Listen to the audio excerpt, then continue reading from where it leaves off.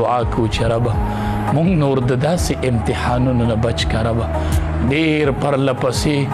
ډېر امتحانونه د رب د طرف نه په مونږ رالل کریم الله مونږ دعا کو مونږ کې دومره برداشت نشته دی ربه مونږ کې دومره طاقت نشته کمزور یو ربه ټول امت مسلمه باندې رحم وکړي خدا ګاونډي ملک دی افغانستان هغې کې ډېره زیاته سخته زلزله راغلې ده چې تقریبا هغې کې کم کسان شهیدان شوي دي د هغې تعداد د 600 نه بره دی او زخمیان چې دي هغه هم چونکې 2,500 خواوشا دي ډېره غټه لویه صدمه زموږ په ګاونډي ملک افغانستان باندې راغلې ده مونږ هغې سره په غم کې داسې شریک یو لکه څنګه چې په بونیر باندې څو ورځې مخکې کوم سیلاب راغلی و مونږ ته کومه صدمه را رسېدلې وه حق شان مونږ د افغانستان درونو سره په دې غم کې شریک یو الله دې د هغې شهداو درجات عالیه نصیب کړي او الله دې د دې د وارثانو نعم البدل نصیب کړي او الله دې د زخمیانو روغ صحت نصیب کړي دې موقع باندې زمونږ او ستاسو څه ذمه دارۍ جوړېږي اوله ذمه داري زمونږ او ستاسو د ټولو دا جوړېږي چې کم خلک که د پاکستان دی که د افغانستان دی که د بل ملک دی که په پاکستان کې که په افغانستان کې که په بهر ملکونو کې هغې ټولو له دا پکار دي چې هغې د افغانستان سره د دې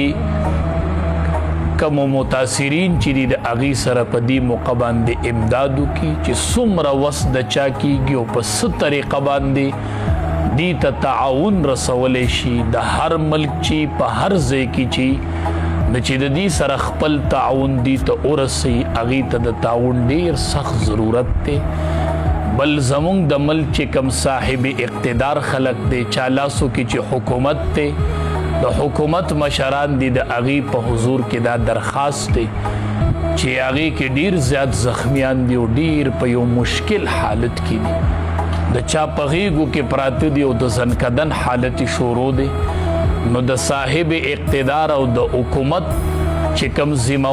ذمہ دار خلق دی هغې له پکار دي چې دا کم زخمیان دي هغې ته د فوري طور لارې ازادي کړي او هغې ته د لارې مهیا کړي او پاکستان کې د هغې ته د اسپتالونو کې ځای ورکړي او زر تر زره د هغې علاج کې شرکت وکړي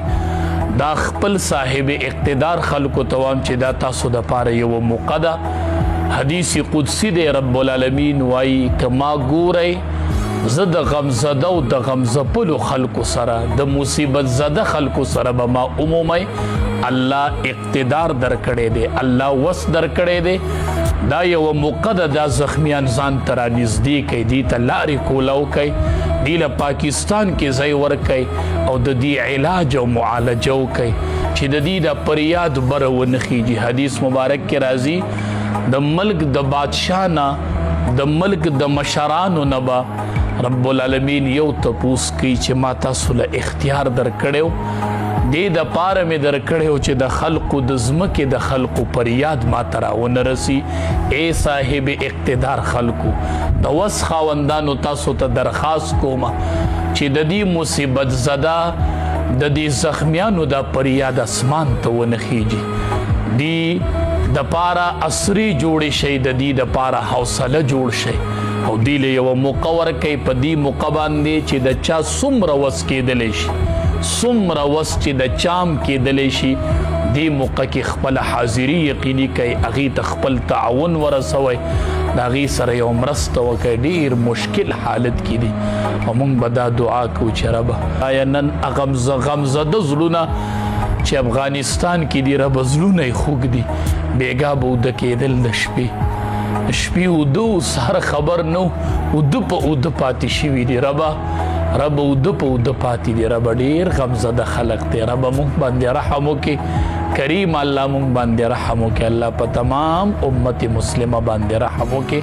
او کریم الله د هغې حامي او ناصر شي و آخر دعوانا ان الحمد لله رب العالمین